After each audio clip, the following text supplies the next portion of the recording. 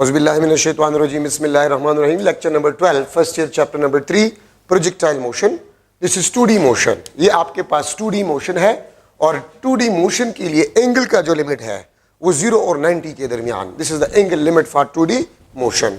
आप किसी भी बॉडी को किसी आर्बिट्ररी एंगल से प्रोजेक्ट करें, किसी भी आर्बिट्ररी एंगल से प्रोजेक्ट करें, motion is known as projectile motion. The moving body is known as a projectile. आप ये देखिए, ये आर्बिट्ररी एंगल थीटा, और थीटा क्या होगा 90 और 0 के दरमियान. ठीक है, this is projection point, this is target point, the highest point is summit point. V naught is projection velocity, theta is projection angle. The maximum horizontal distance travelled bye a projectile is a range of projectile. Air resistance को हम neglect करते हैं, no air resistance.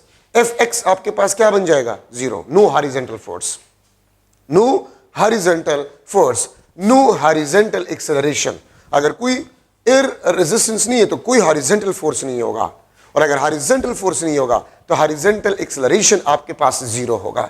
जो vertical force है, the force along y axis, this will be a gravitational force and gravitational force will be constant. एक बात याद रखिए, किसी भी बॉडी को अगर आप आर्बिट्ररी एंगल से प्रोजेक्ट करें under constant gravitational force, under constant gravitational force, ठीक है, the motion is known as projectile motion. और प्रोजेक्टाइल मोशन के दौरान सिर्फ एक सिंगल फोर्स एक्ट करता है और वो ग्रेविटेशनल फोर्स होता है. ठीक है, और ग्रेविटेशनल फोर्स आपके पास जो है वो कांस्टेंट होना चाहिए. अगर एक फोर्स के अलावा कोई और फोर्स हो बॉडी पे, मोशन प्रोजेक्टाइल नहीं होगा. बुलेट को फायर किया जाता है तो बुलेट जब गन से निकल जाता है उसमें सिर्फ ग्रेविटेशनल फोर्स होता है, एयर रेजिस्टेंस को हम नेग्लेक्ट करते हैं. तो बुलेट का मोशन प्रोजेक्टाइल मोशन. ठीक है, शेल को, गोले को फायर किया जाता है तोप से तो गोले का मोशन प्रोजेक्टाइल मोशन. ठीक है, मैं स्टोन को गिरा देता हूं, किसी चीज को गिरा देता हूं, प्रोजेक्टाइल मोशन. मिसाइल्स दो किस्म के होते हैं, एक होते हैं guided missiles, laser guided missiles, relight guided missiles, उसका मोशन प्रोजेक्टाइल मोशन नहीं होता. Long range missiles, Ghauri missile, Shaheen missile, ये गाइडेड मिसाइल्स होते हैं. ठीक है, लॉन्ग रेंज मिसाइल्स होते हैं और इसका मोशन प्रोजेक्टाइल मोशन नहीं कहलाता. शॉर्ट रेंज मिसाइल्स होते हैं, ठीक है, उसके मोशन को आप प्रोजेक्टाइल मोशन कह सकते हैं. एरोप्लेन का मोशन प्रोजेक्टाइल मोशन नहीं है. ठीक है, क्यों? Engine force. रॉकेट का मोशन प्रोजेक्टाइल मोशन नहीं है. इंजन फोर्स या थ्रस्ट फोर्स उस पे होते हैं which is other than the gravitational force. तो एक फोर्स होता है प्रोजेक्टाइल पे, वो कांस्टेंट होता है and that is a gravitational force. Acceleration होता है जी, ये माइनस क्या शो करता है? Downward. Minus means the acceleration of a projectile is always downward. तो माइनस का मतलब आपके पास ये होते हैं विच is constant. Science of projectiles को हम क्या कहते हैं? इसको हम बैलिस्टिक्स कहते हैं. The science of projectiles is ballistics. The path is known as a trajectory. ठीक है, इस पाथ को हम, पाथ जो है उसको हम ट्रेजेक्ट्री कहते हैं, लेकिन शेप ऑफ पाथ जो है इसको हम पैराबोलिक कहते हैं. और याद रखिए, अगर ग्रेविटेशनल फोर्स ना होता, अगर ग्रेविटेशनल फोर्स ना होता तो प्रोजेक्टाइल हमेशा, ये बॉडी हमेशा इस पाथ पे जाता. ठीक है, और पैराबोलिक पाथ पे ग्रेविटेशनल फोर्स इस बॉडी को मजबूर कर जाता है कि मूव करे. अगर आप देखें तो प्रोजेक्टाइल मोशन में हॉरिजॉन्टल मोशन भी है और वर्टिकल मोशन भी है. मैं अगर किसी चीज को इस तरह फेंक लेता हूं तो ये ऊपर भी जाएगा और हॉरिजॉन्टली भी जाएगा, वर्टिकल मोशन भी करेगा और हॉरिजॉन्टल मोशन भी करेगा. तो इसका मतलब यह है कि projectile motion is the superposition of horizontal and vertical motion.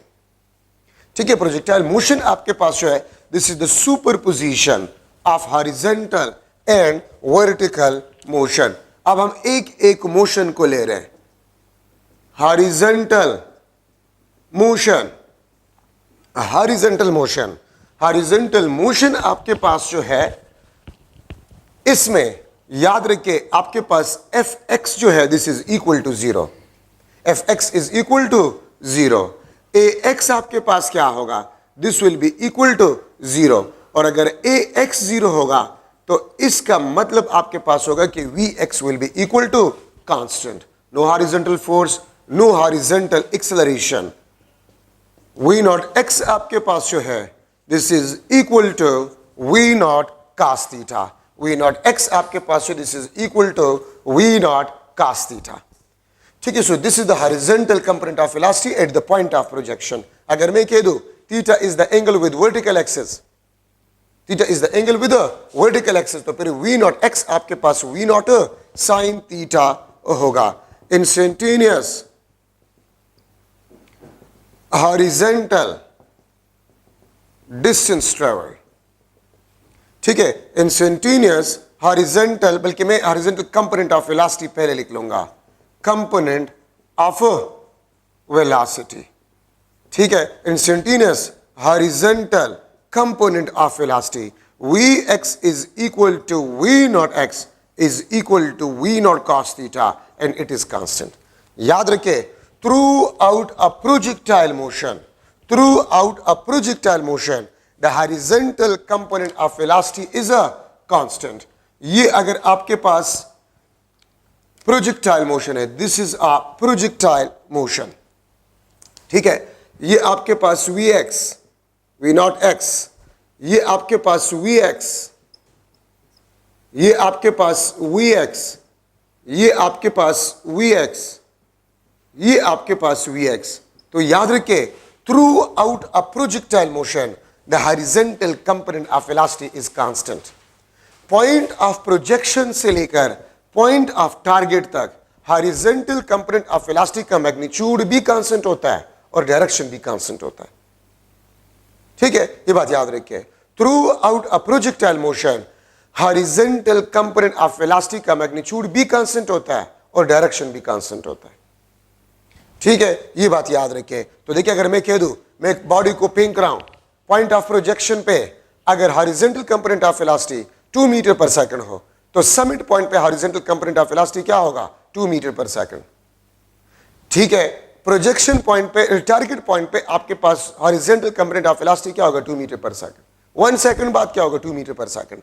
तो horizontal component of velocity is constant through out a projectile motion. Instantaneous horizontal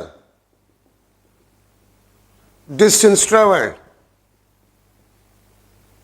instantaneous horizontal distance traveled by a projectile x is equal to vxt, या इसको मैं लिख सकता हूं v naught cos theta into t।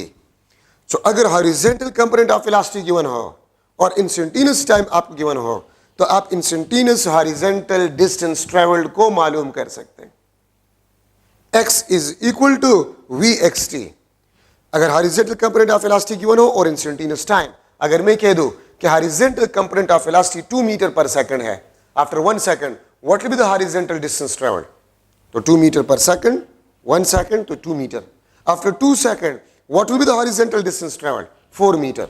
इस तरह जाते जाए, ठीक है। V naught cos theta into T, projection velocity अगर गिवन हो, प्रोजेक्शन एंगल गिवन हो और इंस्टेंटेनियस टाइम गिवन हो, तो आप इंस्टेंटेनियस हॉरिजॉन्टल डिस्टेंस ट्रेवल को इस फार्मूले से मालूम कर सकते हैं, ठीक है। तो ये आपके पास हॉरिजॉन्टल मोशन में इंपॉर्टेंट डिस्कशन आपके पास बन गया।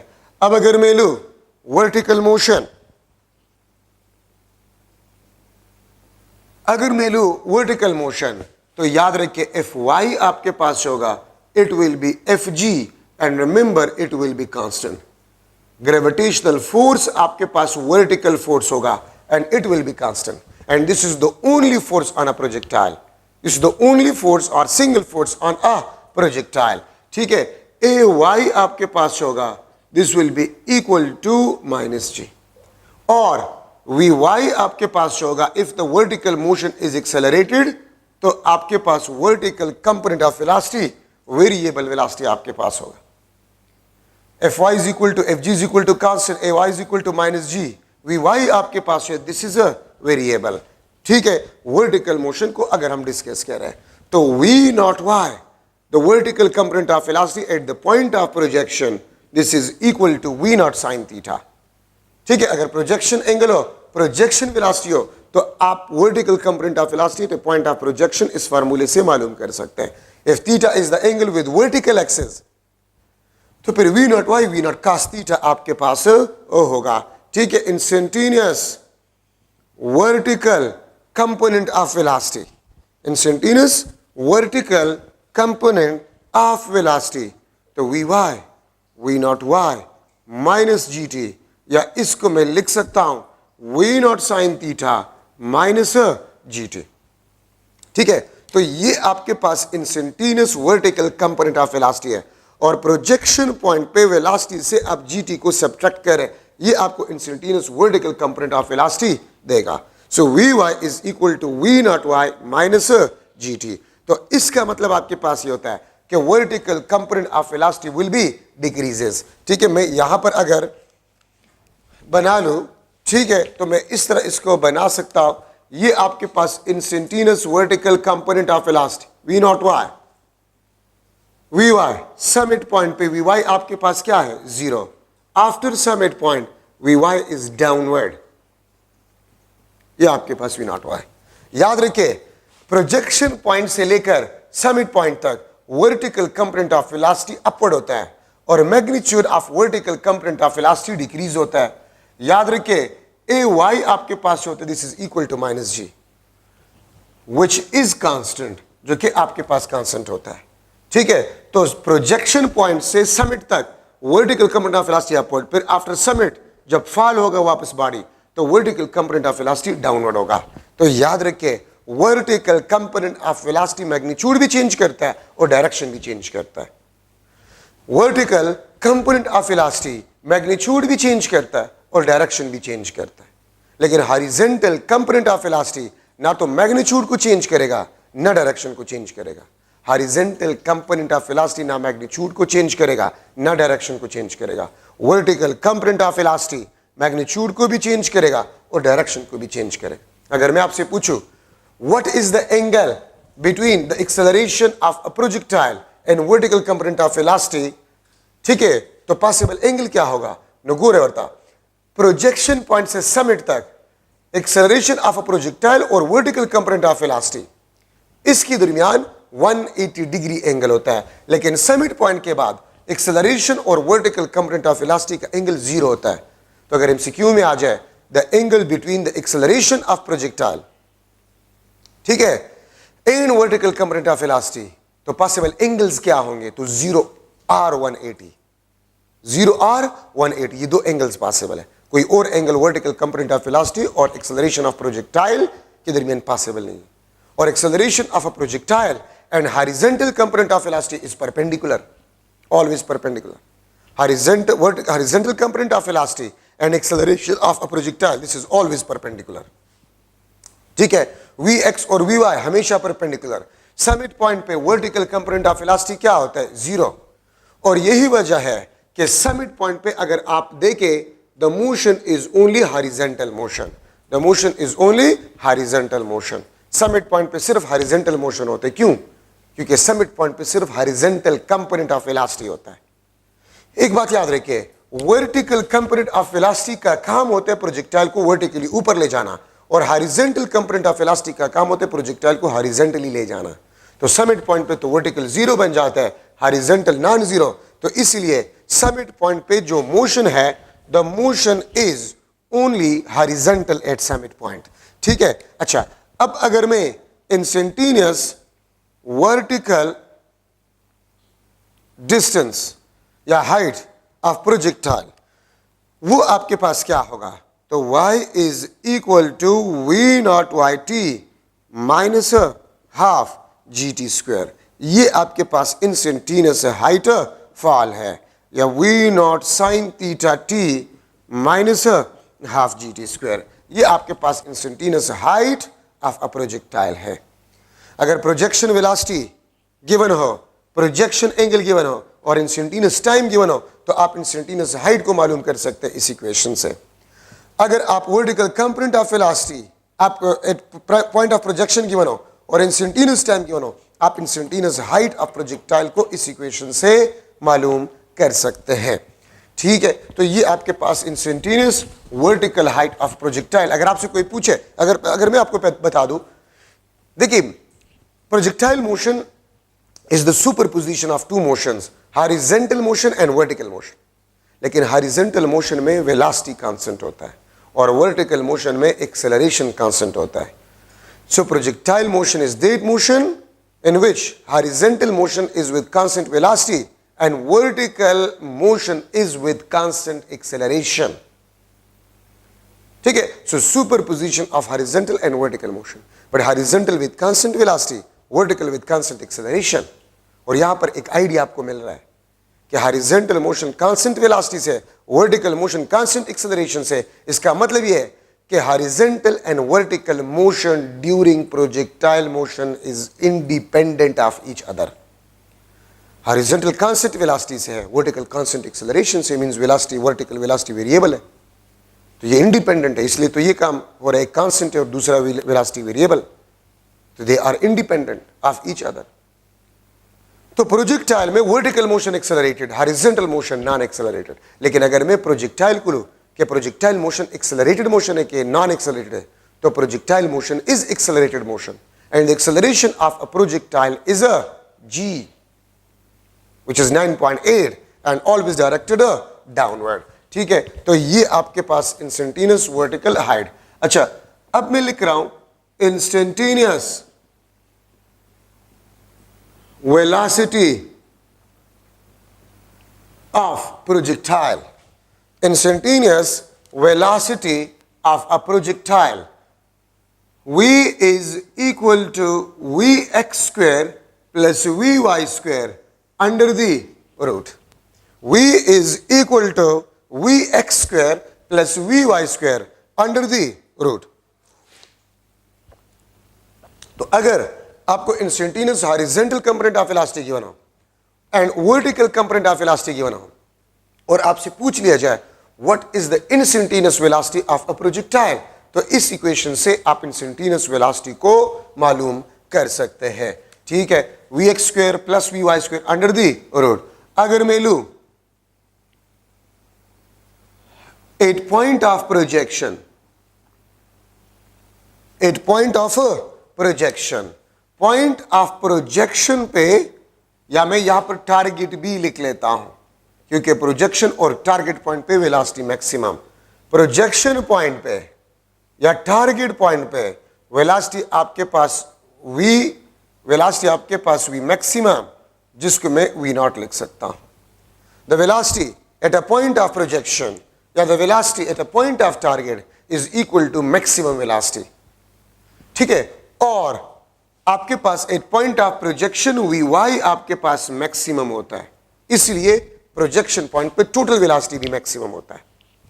अगर आपके पास वेलोसिटी मैक्सिमम है तो kinetic energy at a point of projection, kinetic energy at a point of target, this is equal to half m v naught square which is the maximum kinetic energy, which is the maximum kinetic energy. तो projection point पे और target point पे kinetic energy maximum, क्यों? क्योंकि velocity maximum होता है. Momentum at a point of projection, momentum at a point of target, this is equal to mv naught which is equal to the maximum momentum, which is equal to the maximum momentum. ये momentum आपके पास maximum होते हैं, velocity भी maximum, kinetic energy भी maximum और momentum भी आपके पास प्रोजेक्शन और टारगेट पॉइंट पे मैक्सिमम होगा. ठीक है. अच्छा, अब अगर मैं समिट पॉइंट पे ले रहा हूं, at summit point means highest point पे, तो समिट पॉइंट पे याद रखे वी वाई आपके पास जीरो होता है और वी एक्स आपके पास वी नॉट कॉस थीटा ही होता है, विच इज कांस्टेंट. ठीक है. तो समिट पॉइंट पे वेलोसिटी आपके पास at summit point, this is equal to the minimum velocity which is equal to we x which is equal to we not cos theta. याद रखे समिट पॉइंट पे vertical component of velocity zero होता है, लेकिन velocity non zero होता है. Velocity horizontal component of velocity तो होता है विच इज मिनिमम. तो समिट पॉइंट पे वेलोसिटी मिनिमम होता है जो कि इसके बराबर है. तो काइनेटिक एनर्जी आपके पास समिट पॉइंट पे जो होगा, ठीक है, वो आपके पास half M we x square which is equal to half m v naught square cos square theta. And remember, summit point पे काइनेटिक एनर्जी आपके पास होता है, it is minimum. Summit point पे काइनेटिक एनर्जी आपके पास होते हैं, वो मिनिमम होते हैं, half M we x square, half M we not square cos square theta. अच्छा, अब आप इसको देखें, half M we not square, इसको आप देखें थोड़ा सा, half M we not square, ये देखें, ये है, और half M we not square ये आपके पास प्रोजेक्शन पॉइंट पे काइनेटिक एनर्जी है. ठीक है, cos स्क्वायर थीटा. मैंने इसको रिप्लेस किया काइनेटिक एनर्जी प्रोजेक्शन से, इसको मैंने इससे रिप्लेस किया. ठीक है, या मैं इसको इस तरह भी लिख सकता हूं कि kinetic energy minimum is equal to kinetic energy maximum into cos square theta, into cos square theta. Minimum kinetic energy is equal to maximum kinetic energy into cos square theta. ठीक है, या मैं आपसे यह भी पूछ सकता हूं, the ratio of kinetic energy at summit point to the kinetic energy at point of projection, this is equal to cos square theta.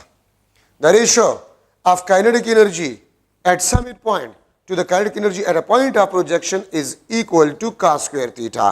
Yeah, the ratio of kinetic energy minimum to the maximum kinetic energy is equal to cos square theta. ठीक है, आपके पास cos square theta के बराबर होगा. अच्छा, अब आप ये देखिए, सिंपल इक्वेशन है, मैंने काइनेटिक एनर्जी प्रोजेक्शन लिखा इसको, because this is the kinetic energy at projection on cos square theta.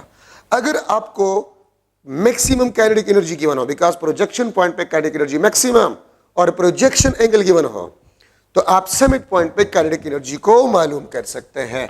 ठीक है, देखिए आपके पास है cos 30, this is equal to √3 divide by 2, लेकिन cos स्क्वायर 30 ये आपके पास 3 डिवाइड बाय 4 के बराबर है.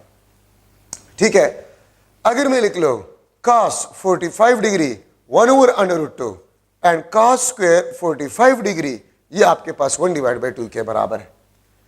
तो यहां पर स्क्वायर है.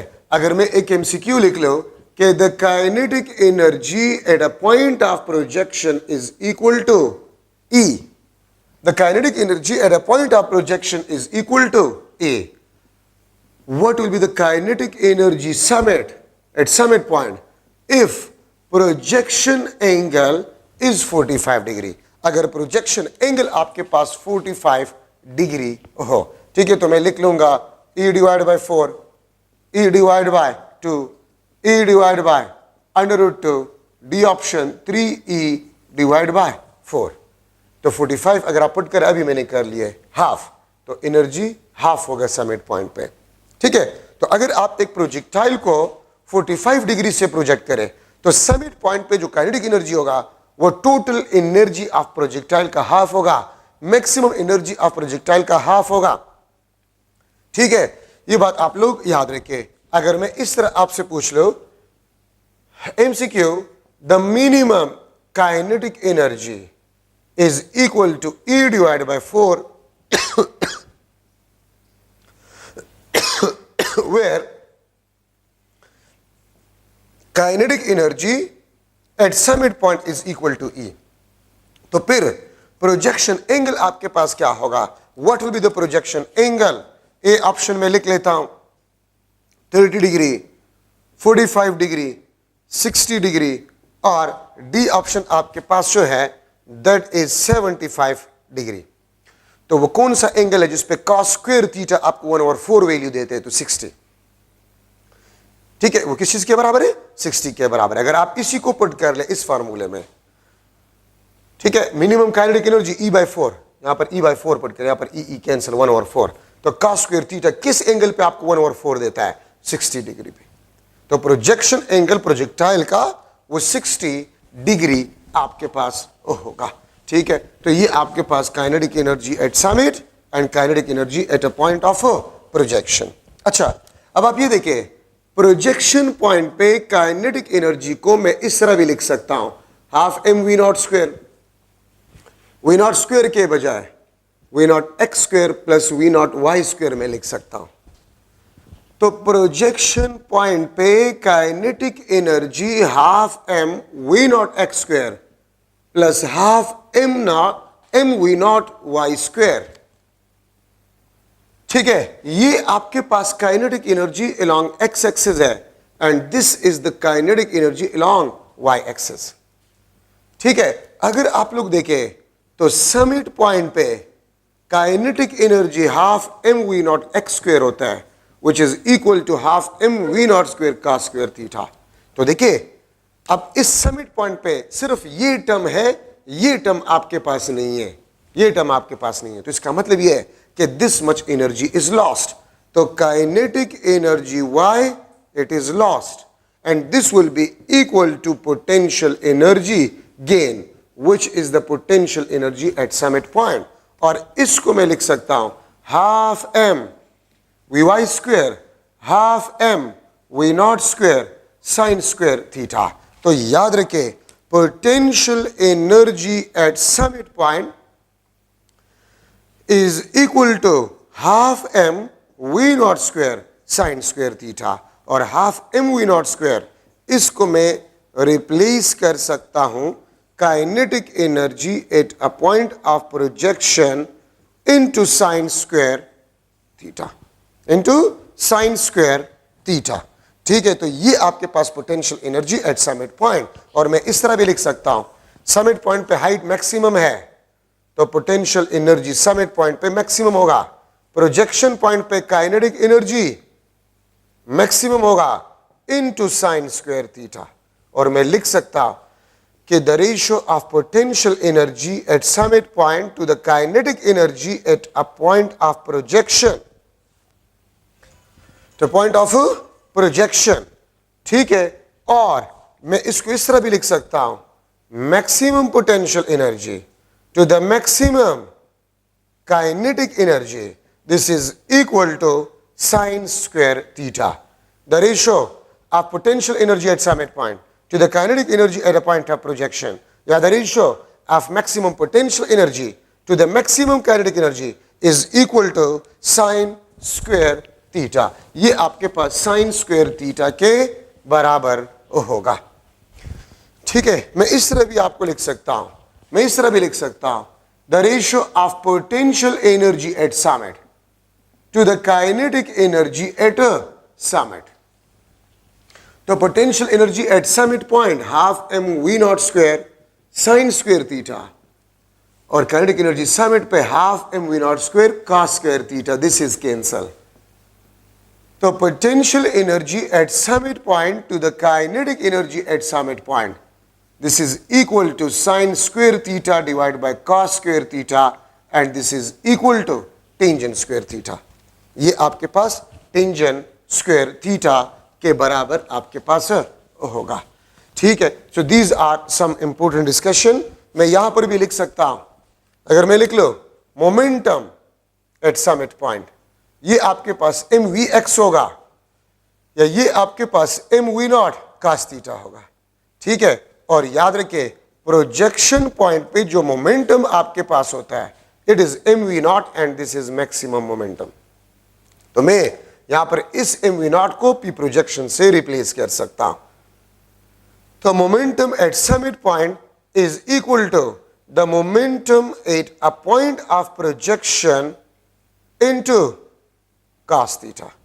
ठीक है, या the ratio of momentum at summit point to the momentum at a point of projection is equal to cos of theta, is equal to cos of theta. ठीक है, तो ये आपके पास जो है important discussion in the projectile motion. अब यहां पर हम डिस्कस कर रहे हैं instantaneous position of projectile, instantaneous position of projectile. ठीक है, ये अगर आपके पास प्रोजेक्टाइल मोशन है ये और आपका प्रोजेक्टाइल यहां पर है, यहां पर है, so this is the position vector r. ठीक है, और ये आपके पास बन जाएगा this is y and this is x। ठीक है, तो मैं लिख सकता हूं r is equal to x i plus y j. ये r किस चीज को शो करता है? ये पोजीशन वेक्टर है, always drawn from the origin, जो कि पोजीशन ऑफ प्रोजेक्टाइल के बारे में आपको बताता है। ठीक है, अगर मैं आपसे पूछूं how far projectile from point of projection, तो ये आपके पास होगा आर वेक्टर का मैग्नीट्यूड निकाल लें, x square plus y square under the root. R का magnitude is equal to under the root of x square plus y square. तो अगर इंस्टेंटेनियस हॉरिजॉन्टल डिस्टेंस आपको गिवन हो, ये आपके पास we x t whole square, ये आपके पास v not y t minus half g t square into square root, ये आपके पास basically instantaneous position of a projectile बन जाएगा। तो अगर instantaneous horizontal distance travel given हो, अगर मैं लूं ये 3 मीटर है, ये 4 मीटर है, 4 मीटर ये 3 मीटर, तो how far the projectile from the point of projection? तो 4 square plus 3 square under root is equal to 5 metre. So अगर हॉरिजॉन्टल डिस्टेंस ट्रेवल 3 मीटर हो, इंस्टेंटेनियस वर्टिकल हाइट 4 मीटर हो, then how far the projectile from the point of projection? तो फिर 3 square plus 4 square under the root, the projectile will be at 5 metre from the point of projection. इस फार्मूले से आप मालूम कर सकते हैं। ठीक है, और अगर मैं लूं angle of projection,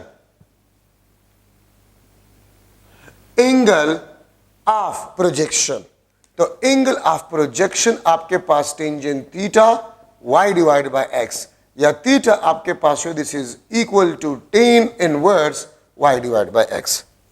theta is equal to tan inverse y divide by x। इससे आप प्रोजेक्शन एंगल को मालूम कर सकते हैं।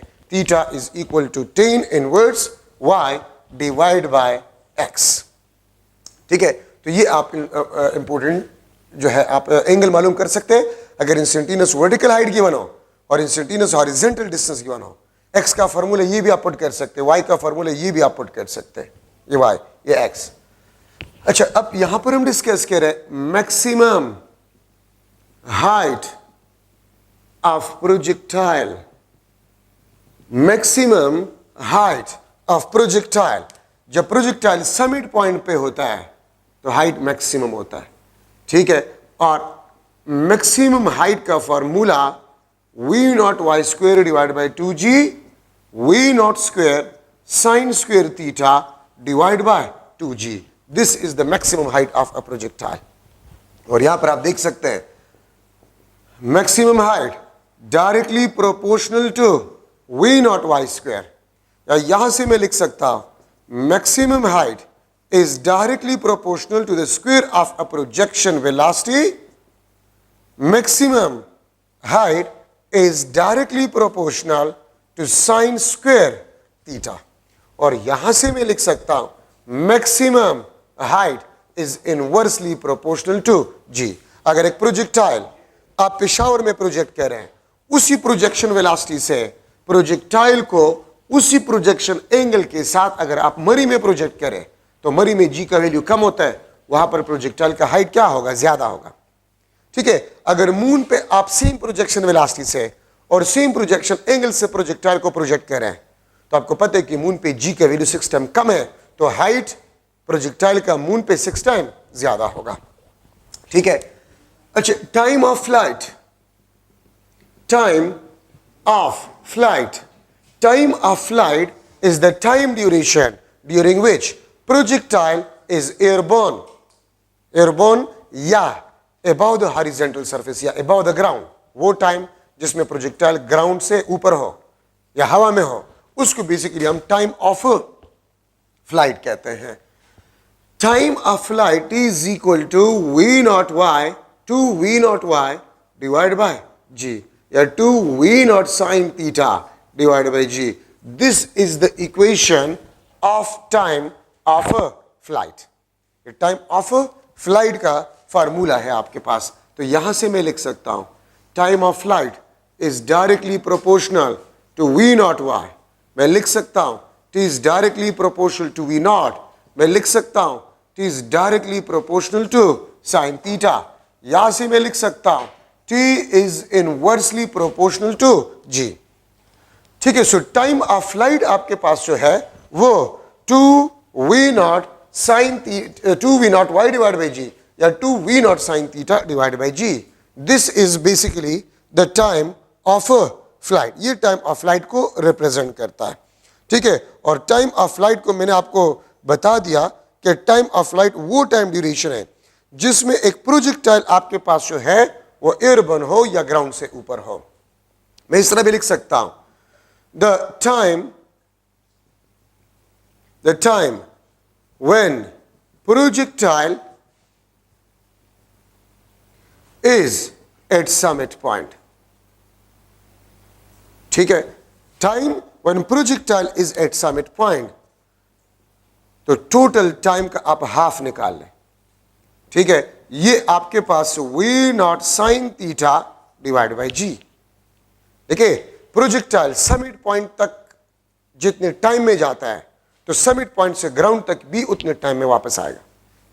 ठीक है, तो समिट पॉइंट तक जो टाइम होगा वो टाइम ऑफ फ्लाइट का हाफ होगा।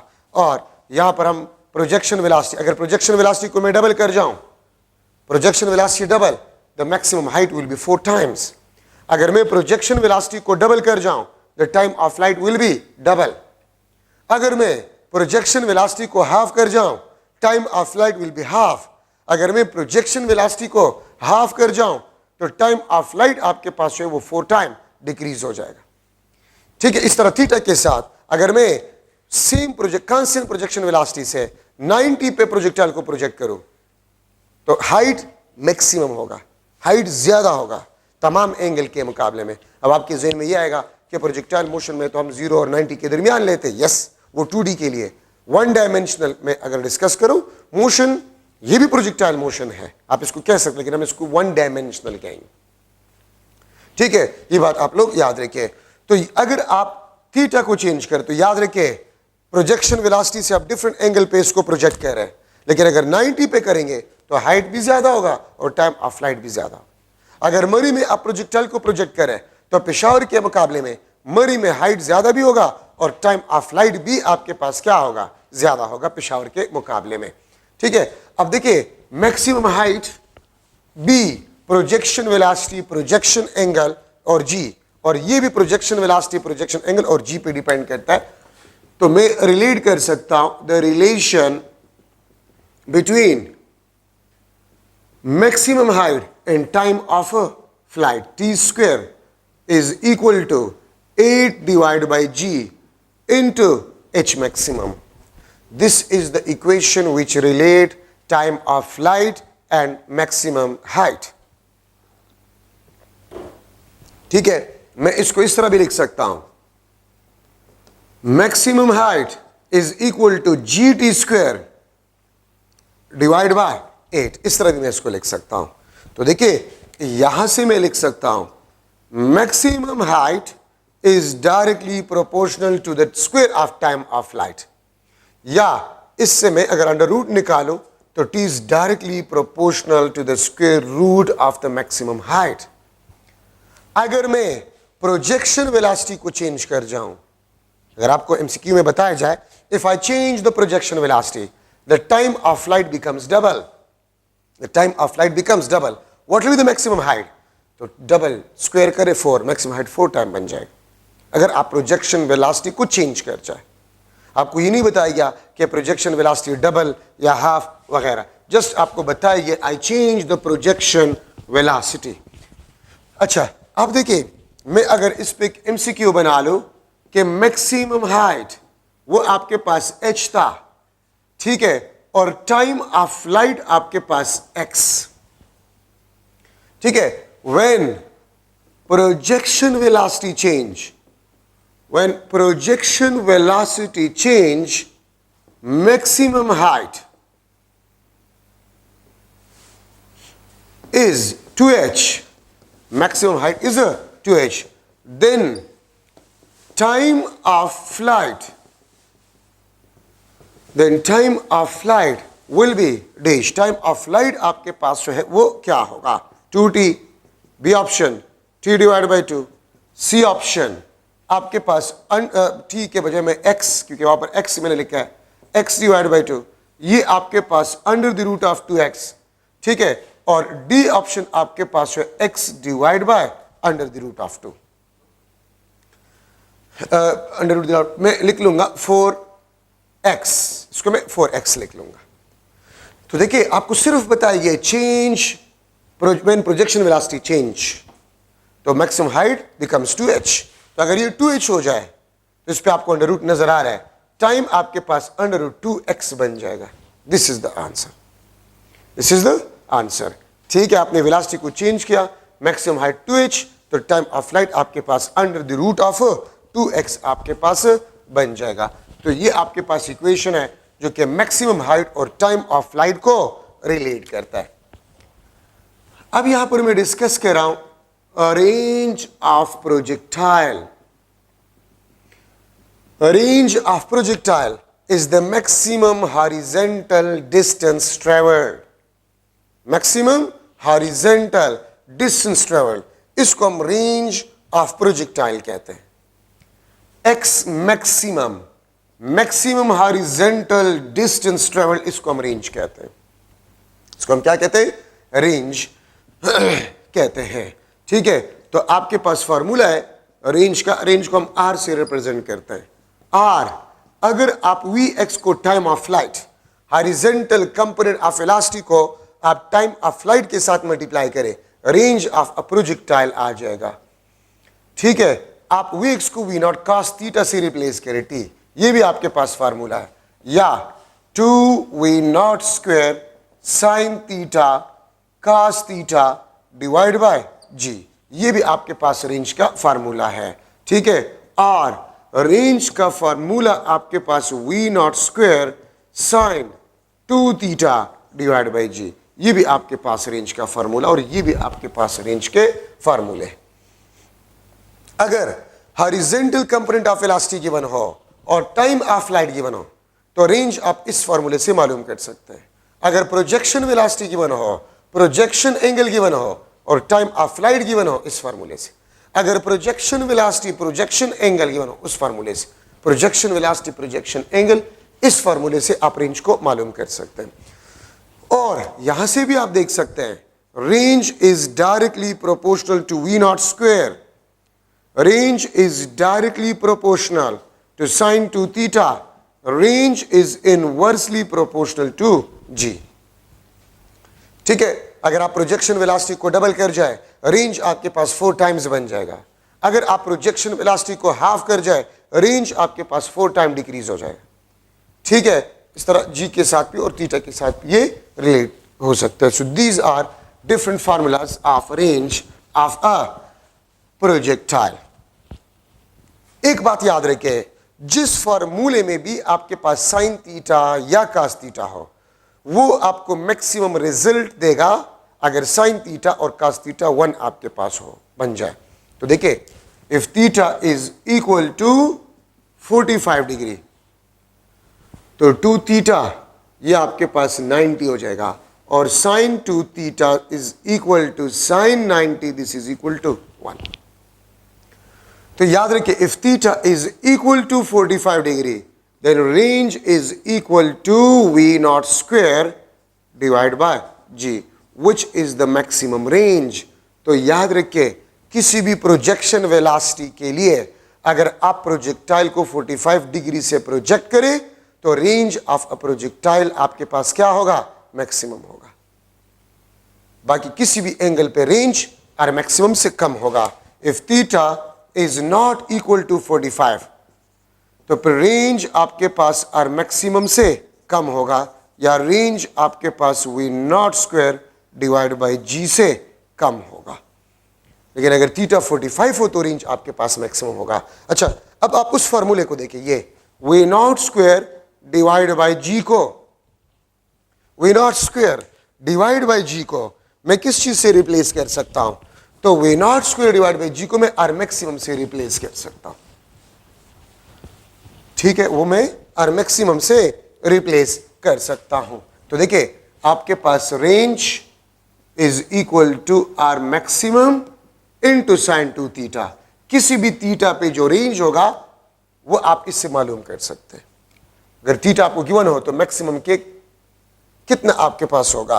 अब अगर मैं लिख लो थीटा 15 डिग्री हो तो रेंज 15 डिग्री पे ये 45 डिग्री का हाफ होगा, या आर मैक्सिमम का आपके पास हाफ होगा। अगर आप इसमें 15 पुट करें 2 मल्टीप्लाई बाय 15 साइन 30 और साइन 30 आपको हाफ देगा। सो 15 डिग्री पे जो रेंज होता है वो 45 डिग्री के रेंज का हाफ होता है, वो मैक्सिमम रेंज के हाफ होता है। तो मैं आपसे एमसीक्यू पूछ सकता हूं, मैं अगर एक एमसीक्यू लिख लो, मैक्सिमम रेंज ऑफ प्रोजेक्टाइल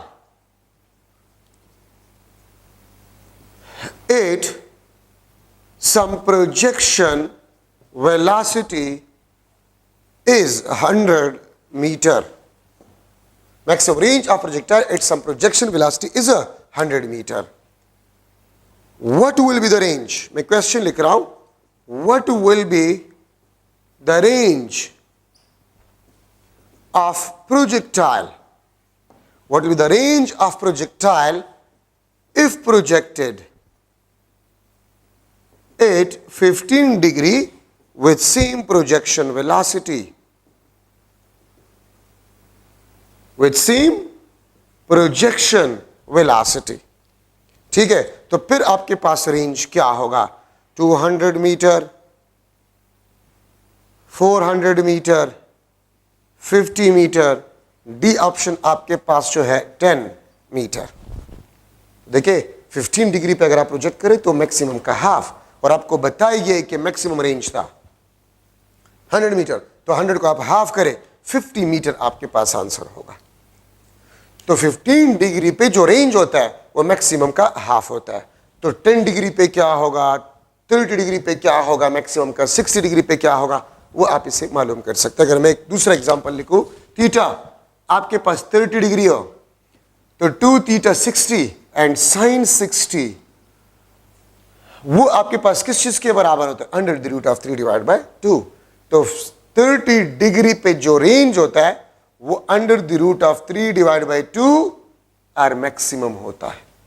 तो इस फॉर्मूले से किसी भी थीटा पे मैक्सिमम रेंज से आप इसको कंपेयर कर सकते हैं। ठीक है, याद रखें अगर आपके पास sum of angles theta 1 plus theta 2 is equal to 90, तो इन एंगल्स को कंप्लीमेंट्री एंगल्स कहा जाता है जिसका सम 90 हो।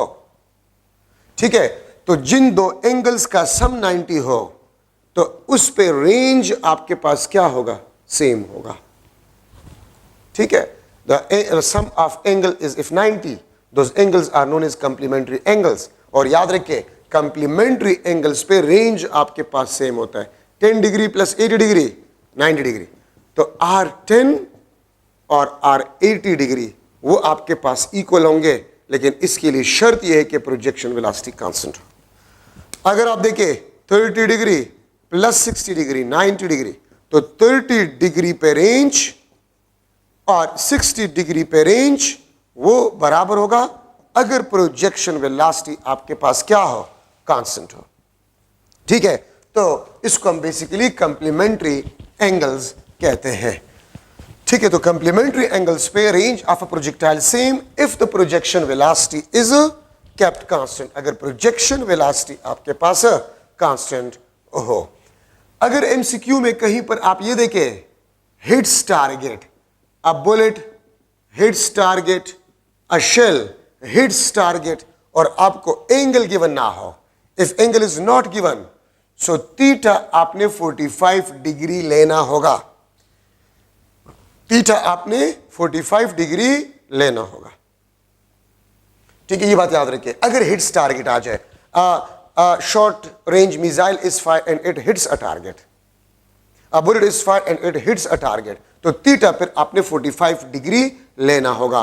और फार्मूला आपके पास V0 square divide by G, और अगर आप प्रोजेक्शन वेलोसिटी मालूम करना चाहते हैं तो under root of RG। A shell is fire and it hits a target, it hits a target where the target is 1 kilometer away, then what will be the projection velocity of the shell?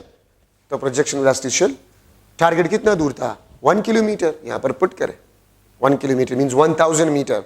Ji 10,000 under root निकाले तो 100 आपके पास projection velocity आ जाएगी. Projection velocity आ जाएगी. अगर मैं आपको ये कह दूं कि 10 मीटर पर सेकंड से बुलेट को फायर किया गया and it hits a target, then what will be the how far the target will be from the point of projection. तो रेंज आपने मालूम करना है बाय यूजिंग दिस फार्मूला. इस फार्मूले से आपने रेंज को मालूम करना होगा. तो एमसीक्यू में अगर आपके पास आ जाए हिट्स अ टारगेट तो थीटा पर आपने 45 डिग्री लेना होगा. अच्छा, अब अगर आपके पास थीटा 45 डिग्री हो, if theta is equal to 45 degree, तो फिर रेंज ऑफ अ प्रोजेक्टाइल वो 4h के बराबर होगा. ठीक है, ये आपके पास 4h के बराबर होगा.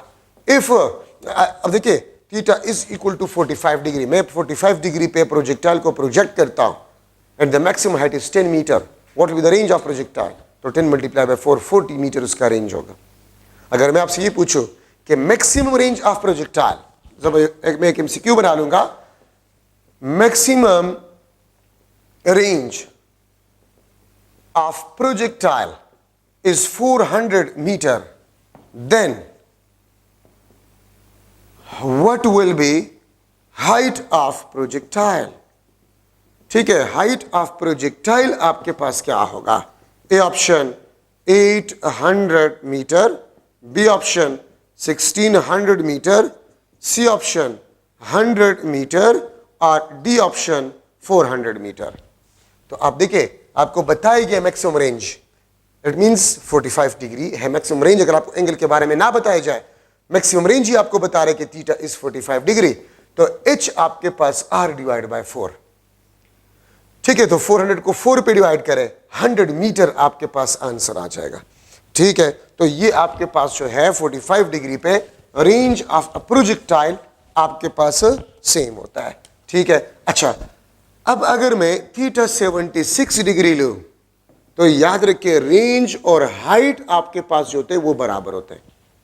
और थीटा 76 डिग्री, या इसको मैं tan इनवर्स 4b लिख सकता हूं. एंड tan इनवर्स 4 76 डिग्री, और इस पे आपके पास रेंज और हाइट जो है वो बराबर होता है. बाकी किसी भी एंगल पे आपके पास रेंज और हाइट बराबर नहीं होते.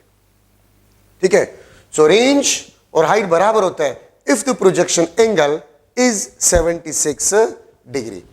ठीक है, और 76 डिग्री का मतलब होता है tan इनवर्स 4. tan इनवर्स 4 वो आपको 76 डिग्री जो है वो देता है. ठीक है, अच्छा, अब यहां पर मैं कुछ जनरल डिस्कशन करवा रहा हूं. जनरल डिस्कशन आपके पास ये है कि अगर आपने किसी चीज को शूट करना है तो आपने थोड़ा सा ऊपर निशाना लेना होगा. क्यों? क्योंकि अगर आप थोड़ा सा ऊपर निशाना लेंगे, ये बिल्डिंग है, किसी चीज को आपने हिट करना है, ठीक है, गन के जरिए से, तो आपने थोड़ा सा ऊपर निशाना लेना होगा. तो आप ये देख सकते हैं, ठीक है, इसको हिट करेगा पैराबोलिक पाथ, लिटिल अबव आपने टारगेट लेना होगा निशाने के ऊपर. ठीक है, अगर ये बिल्डिंग है और इस बिल्डिंग से एक बॉडी को मैं नीचे थ्रो कर लेता हूं और दूसरे बॉडी को हॉरिजेंटली थ्रो कर लेता हूं, ये ए ये B, it is horizontally throw. ठीक है, and this is leave to fall downward. ठीक है, इन सेम टाइम में सेम हाइट से हमने एक बॉडी को हॉरिजेंटली प्रोजेक्ट किया और दूसरे को उसी टाइम सेम हाइट से सेम टाइम में डाउनवर्ड फॉल किया. ठीक है, तो क्या दोनों जमीन तक सेम टाइम में पहुंचेंगे? यस, क्योंकि ये भी हाइट फॉल करेगा हाफ GT², ये भी हाइट फॉल करेगा हाफ GT². ठीक है, तो इसलिए सेम टाइम में ये जमीन तक पहुंचेंगे. और मैंने आपको स्टार्ट में बताया था, अब आप में से कुछ स्टूडेंट्स के ज़हन में ये आएगा कि एक को तो हमने हॉरिजेंटली थ्रो किया, वो तो हॉरिजेंटल मोशन भी कह रहा है, और दूसरे को जस्ट लीव डाउनवर्ड, तो फिर क्यों सेम टाइम में पहुंचेंगे? तो मैंने कुछ देर पहले आपको बताया कि horizontal motion and vertical motion are independent of each other. Horizontal motion और वर्टिकल मोशन इंडिपेंडेंट है. अगर ये हॉरिजेंटली मूव कर रहा है और ये नहीं कर रहा तो खैर है ना, वर्टिकल फॉल वर्टिकल फॉल तो ये भी ग्रेविटेशनल फोर्स की वजह से कर रहा है, ये भी ग्रेविटेशनल फोर्स की वजह से कर रहा है। तो इसलिए सेम टाइम में ये जमीन तक पहुंच जाएंगे। अच्छा, अगर मैं लिख लो if projectile is projected horizontally, अगर प्रोजेक्टाइल हॉरिजेंटली मैं थ्रो करूं, इस तरह मैं प्रोजेक्टाइल को इस तरह थ्रो करूं हॉरिजेंटली, लाइक दिस, डायग्राम से ये मैं हॉरिजेंटली किसी प्रोजेक्टाइल को प्रोजेक्ट कर रहा हूं, तो देखिए यहां पर मोशन आपके पास सिर्फ हॉरिजेंटल है, तो v naught y is equal to 0। और याद रखिए जिस वेलोसिटी से आप प्रोजेक्ट करें वही आपके पास हॉरिजेंटल कंपोनेंट ऑफ वेलोसिटी होगा, और फिर कुछ देर बाद वर्टिकल कंपोनेंट ऑफ वेलोसिटी भी प्रोड्यूस होना शुरू हो जाएगा। दिस इज vy, ये आपके पास vx।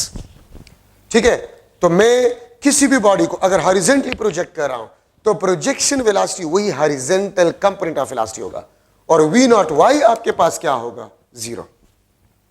मैं इस मार्कर को 2 मीटर पर सेकंड से हॉरिजेंटली प्रोजेक्ट कर रहा हूं, what will be the horizontal component of velocity, 2 metre पर second. What will be the horizontal component of velocity after 2 second, 2 metre पर सेकंड, क्योंकि हमने पढ़ा है कि throughout a projectile motion horizontal component of velocity is constant. ठीक है, तो प्रोजेक्शन जिस वेलोसिटी से आप इसको फेंकते हैं हॉरिजेंटली वही आपके पास horizontal component of velocity projectile का होगा। जहाज है हॉरिजेंटली मोशन कर रहा है और वो बम को गिरा देता है, वो बम को गिरा देता है। ठीक है, तो बम का जो हॉरिजेंटल कंपोनेंट ऑफ वेलोसिटी होगा वो जहाज का वेलोसिटी होगा, जहाज का जो वेलोसिटी होगा वो बम का हॉरिजेंटल कंपोनेंट ऑफ वेलोसिटी होगा। अगर जहाज का स्पीड 10 मीटर पर सेकंड है और वो बम को गिरा दे तो बम का horizontal component of velocity 10 metre पर सेकंड होगा। ठीक है, आप छत पे दौड़ रहे हैं और जंप लगा रहे छत से, तो जो आपका स्पीड था वही जंप के दौरान आपका हॉरिजेंटल कंपोनेंट ऑफ वेलोसिटी होगा। लेकिन पॉइंट ऑफ प्रोजेक्शन पे vertical component of velocity 0, v naught y 0।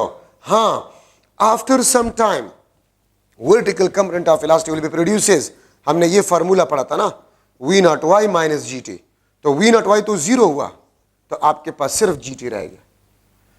तो अगर मैं आपसे पूछूं what will be the velocity at a point of vertical component of velocity at a point of projection, 0. What will be the vertical component of velocity after 1 second, तो 1 second g meter per second, after 1 second vertical component of velocity होगा।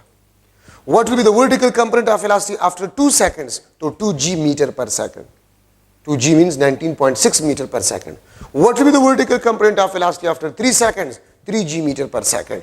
ठीक है, अच्छा x आपके पास क्या होगा, वही आपके पास vxt, y आपके पास हाइट फॉल, ये अगर ग्रेविटेशनल फोर्स ना होता, Fg अगर 0 होता तो ये होता, और अगर ये फॉल कौन करवा रहा है, हमने ये फार्मूला पहले भी पढ़ा है, हाफ gt², इसी को ही y कहा जाता है, और y यहां पर आपके पास जो है इसको हम हाइट फॉल कहते हैं।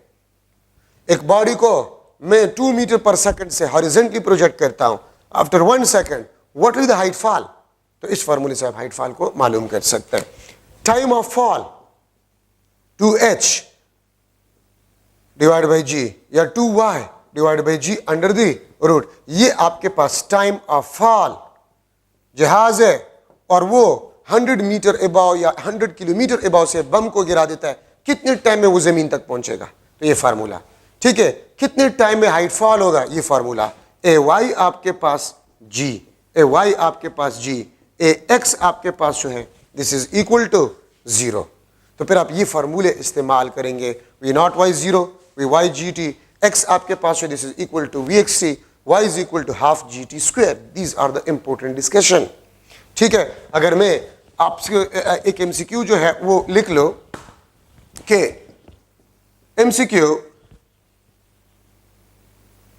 stone is projected horizontally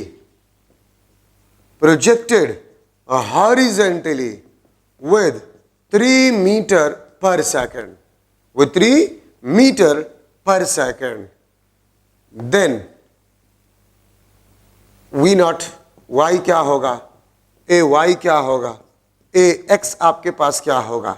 ठीक है, ये क्वेश्चन मैं आपसे पूछ सकता हूं after 1 second after 1 second V Y क्या होगा, हाइट फॉल क्या होगा, ठीक है, वी एक्स आपके पास क्या होगा, इंस्टेंटेनियस वेलोसिटी क्या होगा, इंस्टेंटेनियस वेलोसिटी आपके पास we x square plus V Y square under the root. तो देखिए वी नॉट वाई क्या होगा, जीरो, ए वाई क्या होगा, जी, अगर माइनस जी है तो फिर आप माइनस जी को प्रेफर करेंगे, नहीं है तो फिर G, A X zero. After 1 second V Y क्या होगा, तो वी वाई वहां से देखिए जी टी, ये आपके पास जी मीटर पर सेकंड होगा। हाइट फॉल क्या होगा 1 सेकंड बाद, G divide by 2 metre. V X क्या होगा आपके पास, यहां पर वी एक्स मैंने नहीं लिखा था, वी एक्स आपके पास 3 मीटर पर सेकंड होगा, वी एक्स आपके पास 3 मीटर पर सेकंड होगा, और वेलोसिटी क्या होगा, तो देखिए वी एक्स 3 वी वाई जी, तो आपके पास 3 स्क्वायर, आसानी के लिए जी को आप 10 स्क्वायर ले लें अंडर रूट, ये आपके पास इंस्टेंटेनियस वेलोसिटी आ जाएगी। और देखिए मैंने पहले भी आपको बताया कि horizontal motion and vertical motion are independent of each other. अगर मैं जमीन पे दौड़ रहा हूं एफर्ट करके, अगर उतना एफर्ट मैं मून पे करूं तो वहां पर मेरा स्पीड ज्यादा होगा, रनिंग के दौरान कम होगा कि सेम होगा, सेम होगा, स्पीड सेम होगा मून पे। क्यों, क्योंकि स्पीड तो मेरे अपने एफर्ट पे डिपेंड करता है। लेकिन अगर मैं यहां पर दौड़ रहा हूं और जंप के दौरान मेरा हाइट h है, अगर मैं मून पे दौड़ रहा हूं तो वहां पर मेरा हाइट क्या होगा, जंप के दौरान, तो वहां पर हाइट ज्यादा होगा, क्योंकि height is inversely proportional to G maximum height वाला फार्मूला देखे, ठीक है, तो वो जी के इनवर्सली प्रोपोर्शनल है। तो जी मून पे कम है 6 टाइम, तो हाइट 6 टाइम जो है वो आपके पास ज्यादा होगा, ठीक है। तो ये आपके पास जनरल डिस्कशन है। Horizontal motion is independent of, horizontal and vertical motion are independent of each other. तो ये प्रोजेक्टाइल मोशन में आपके पास जरूरी पॉइंट्स हैं। अब देखिए एक क्वेश्चन आपसे ये भी पूछा जा सकता है कि एक मंकी जो है वो दरख्त में है और आपने उसी पे टारगेट लिया है, जब आप फायर करते हैं उसी instant of time monkey jump downward, तो bullet will hit a monkey, miss a monkey, या इनकम्प्लीटेड फॉर्मेशन, या नन ऑफ दीस। तो अगर आपने मंकी पे ही टारगेट लिया है, ना ऊपर ना नीचे, उसी को टारगेट किया है आपने, और जो आप फायर करते हैं उसी instant of time monkey jump downward, तो मंकी भी फ्री फॉल मोशन कर रहा है और बुलेट भी फ्री फॉल मोशन कर रहा है, so bullet will hit a monkey. तो ये थोड़ा सा जनरल डिस्कशन था आपके पास। चैप्टर नंबर 3 भी खत्म हो गया। इंशाल्लाह नेक्स्ट लेक्चर में 1 आवर या 1 आवर 15 मिनट में मैं 4th चैप्टर को भी खत्म करूंगा, वर्क, पावर एंड एनर्जी। तो प्लीज आप लोग वर्क, पावर, एनर्जी के डिफिनीशंस वगैरह, एब्सोल्यूट ग्रेविटेशनल पोटेंशियल एनर्जी, वो डिफिनीशंस आप खुद से पढ़ें, ठीक है।